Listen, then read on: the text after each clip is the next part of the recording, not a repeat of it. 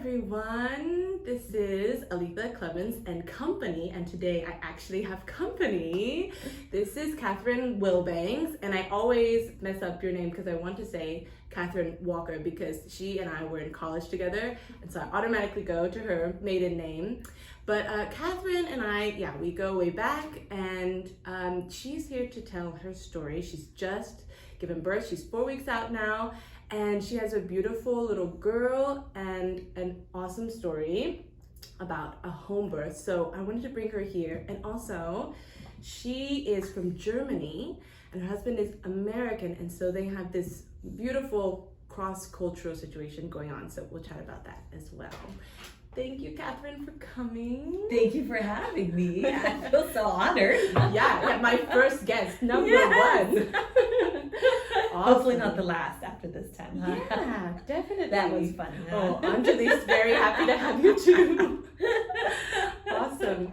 So first I want to hear about how you got to the US from Germany. And then we can go into the epic birth story. Sure, yes. So I was born and raised in Germany, and I knew that I was, when I graduated high school, I wanted to study equine therapy, and at that point you could not study that in Germany, and at least not with that specific track. Right. And I have dual citizenship, so America was my next best bet for pursuing higher education. And so I found Asbury University with the area of study that I was looking for. And that's then where we met here. I came here in 2008. I actually spent a little bit of time in New Zealand before I came here.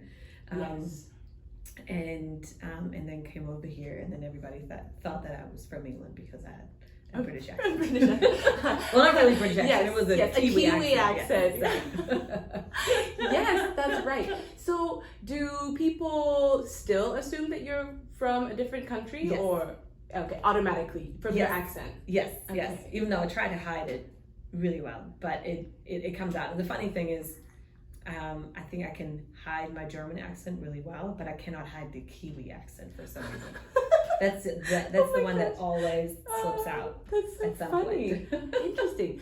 And just like off topic a little bit, but when you're talking with your mom, does the German accent come back? Oh, it's just all German. Oh, then it's just okay. I know, that's so the you part never that drives speak to your my mom in husband English. crazy. Oh my. Yes, because he does not speak German. So that's whenever my parents are around, we speak a lot of German all of a sudden, and then he just sits there and smiles and nods and doesn't know what's going on. Yeah, but my husband has had the same experience when we've been to China, so it's fine. Okay, so that is awesome. And now I want to hear the birth story. I've heard bits and pieces, but you had a home birth, which that's not super common in Germany, and your mom had all of her kids in the hospital. So why did you choose the home birth? It's funny, my husband Mike and I, we actually had that conversation because he asked me as we were preparing for the second birth. It was like, why did we choose home birth to begin with? Why did we end with that again? Or natural birth. Because this is the one that we just had as our second child. We have almost 4-year-old son, and he was born at a birth center, so it was natural too. And he was asking, he's like, how did we end up going this whole natural route anyway? And I was like, that's a good question. How did we end up like this? And I think it was, it's so important to have, your support group. It's so important to have people who speak truth into your life. And that is actually one of the ways that we ended up going this route, is that a really good friend of ours that I knew from Germany, we ran into her again when we were in Colorado for a wedding. Wow. But she lives in France now with her family. And she was telling me she, I think, had just had a child not too long ago when we met with them in Colorado. and she had told me about natural childbirth, and she has very much like an older sister role in my life. So I see her that way, and she sees me that way too, as like her younger sister. So she's like, okay, as the older sister, Catherine, whenever you're ready to have kids, yes, don't go to the hospital. Like, don't go to the hospital. It's like you need to do it naturally, because that's how God made us. And as long as everybody's healthy, and your baby's healthy and you're healthy, and everybody says that it's okay for you to go natural, then go natural. If at all possible, go natural. It's hard, but it's going to be so worth it. Yes. So it was so funny. I feel like the majority of the time that we were there, we talked about the childbirth. That's so cool, which is awesome, right? Yes. So at that point, I didn't have a child yet, so I was just like Neve, like, okay, yeah, okay. Yeah. But then I totally forgot about it again until I was pregnant with our son. And then another friend of mine, she had actually just found out about the birth center that was in our area, the Atlanta Birth Center in Georgia. And she referred us there, well, not referred, but she told us about it because it was amazing. And that's when I remembered the conversation that I had with my friend about natural childbirth. And I was like, well, let's look into that. I can't remember everything she said anymore, but let's research it. So we looked into that, and just again, looking into, the reasons for trying to go for a natural childbirth, and why is that no longer the common route that women choose, at least in Western countries. And then just finding out, just believing that, God made my body to give birth to children, and that, it's with so many other things that we've modernized, so many processes that we've modernized these days, everything from how we eat to how we stay active and so on. So I feel like a lot of that has become artificial.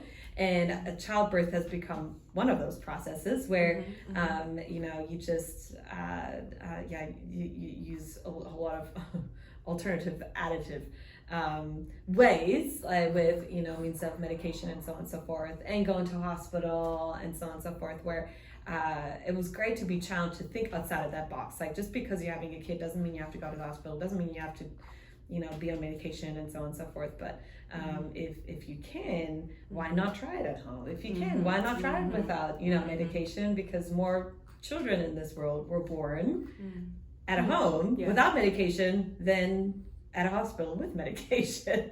And somehow the human race has still survived. Yeah. Successfully. Yeah. So that was the thought behind it, and then also just looking at the science behind it, and just some of the studies that there's not as much research into, I believe, into it as there should be, but just to see like recovery rates are so much faster with natural birth, and then obviously the different dynamics that play into, especially then with the home birth, where you can be in the comfort of your home, going at it at your own pace, in your own way, and really empowering the woman who's really doing all the work. Yes. And not having everything. Yes, we're doing everything. I don't have to be on the schedule of a doctor or nurses or the hospital or hooked up to a gazillion different things just because that's the protocol and so on and so forth. So it was just fascinating to find all that out. And then we're like, yeah, let's do it. And my husband is very supportive. I mean, I'm more of a, admittedly, I'm a strong-willed woman.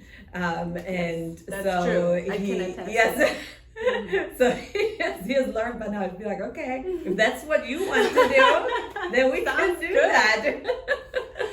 Yeah. And then that's what we did with our first one, and we had a good experience. And when we left the birth center that night, we were like, we could have done this at home. Let's do the next one at home. Yeah. And then you did. And then we did. And I was very glad, because this delivery only took 3.5 hours, and we would have never made it to the hospital, even if we wanted to.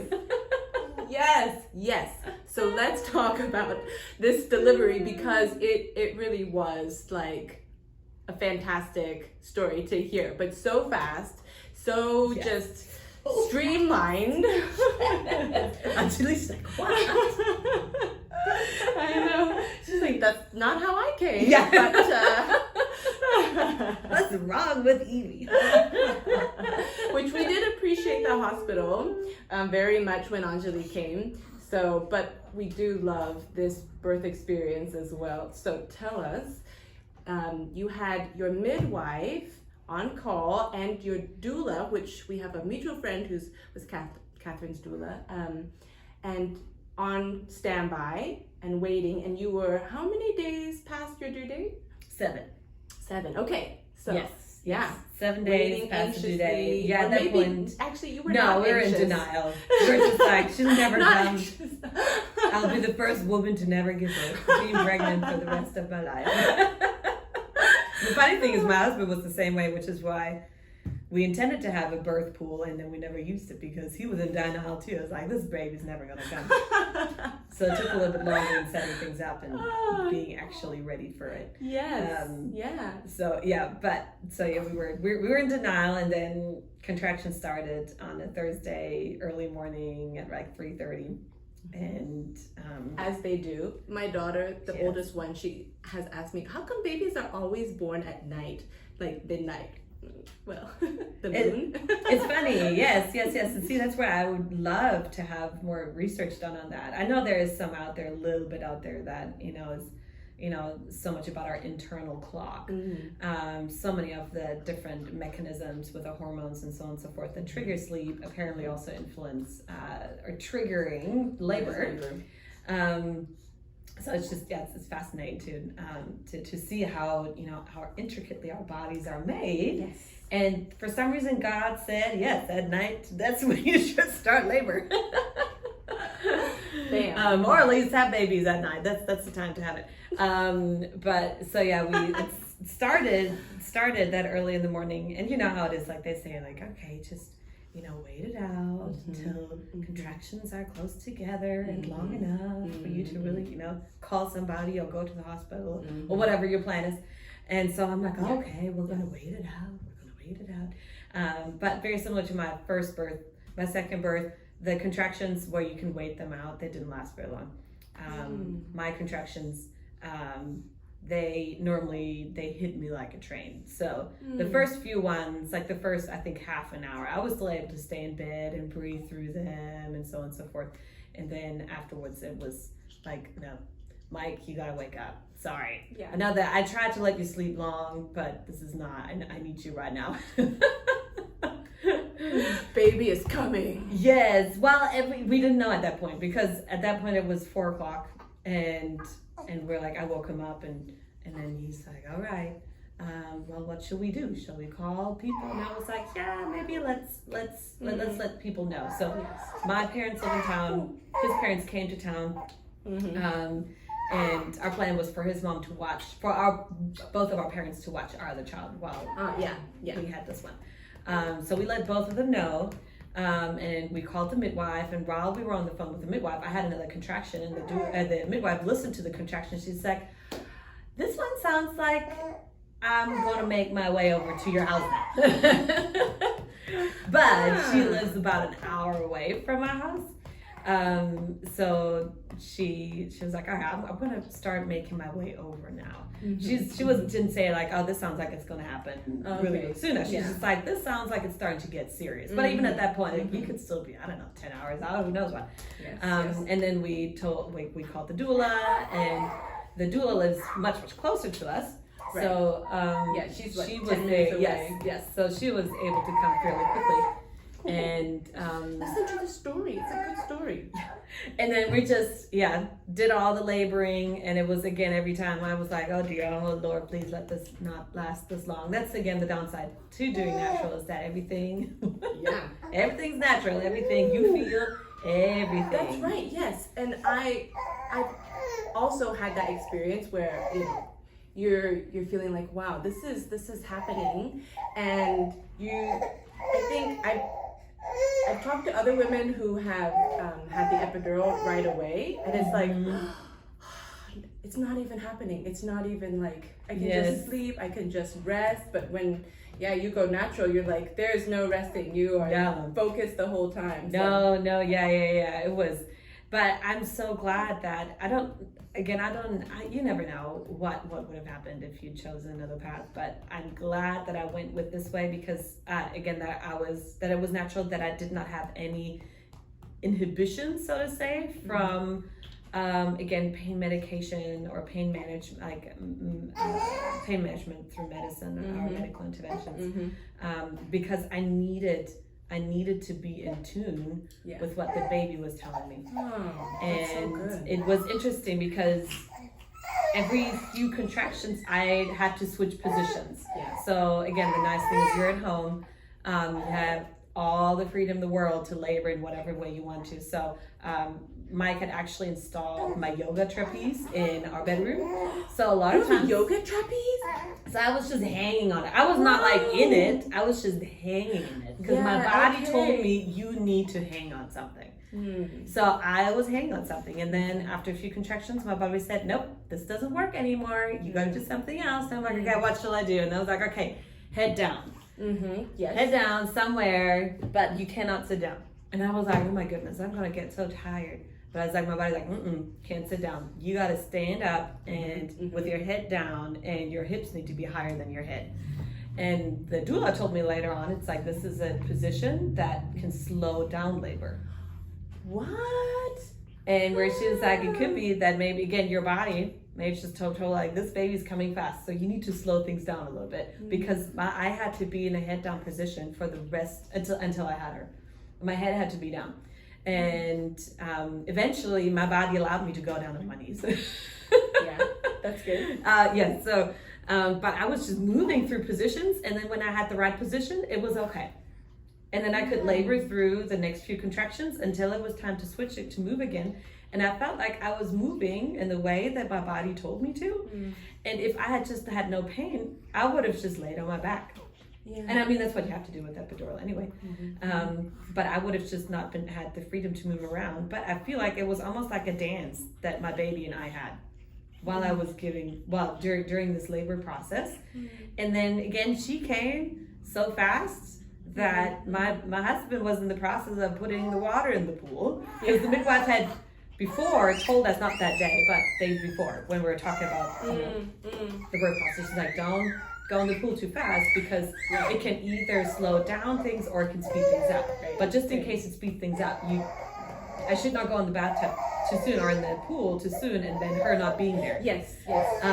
So we wanted to wait until not necessarily last minute, but that's why we didn't have it all set up. So he was in the process of putting water in the pool, and even before then, he wasn't there yet. I was like, I'm pretty sure she's crowning and she's about to come out.